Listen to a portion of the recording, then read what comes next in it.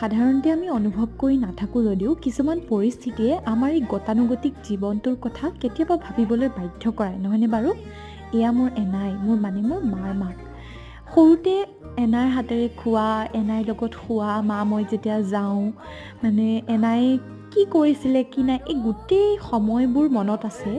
আৰু আজি মই আহি ডাঙৰ হৈ, সেই সৰুকালৰ পৰা ডাঙৰ হৈ সাংসাৰিক জীৱনত ভৰি দিলোঁহি, আৰু মোৰ এনায়ো এনেধৰণে বৃদ্ধাৱস্থা পালেগৈ। খুব দুখৰ কথা নহয়নে বাৰু? সময়বোৰ যে কিদৰে পাৰ হৈ গৈছে।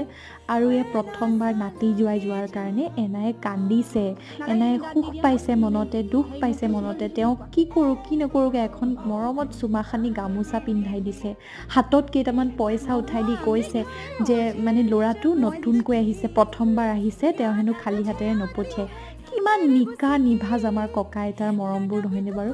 সঁচাকৈ এনাই তোমালৈ পাছত খুব মনত পৰিব।